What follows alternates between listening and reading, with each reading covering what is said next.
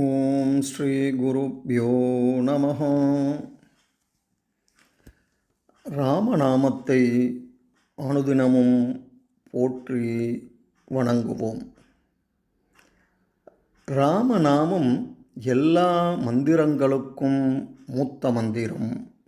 அதுவே மூல மந்திரம் என்கிறார் கம்பர். அது 7 பிறவிகளில் செய்த தீவினைகளை பொடிப்பொடியாக்கும்.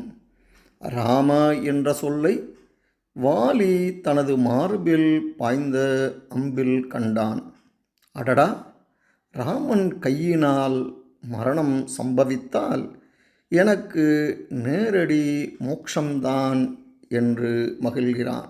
வாருங்கள், இப்பொழுது கம்பர் எழுதிய அந்த பாடலை பார்ப்போம்.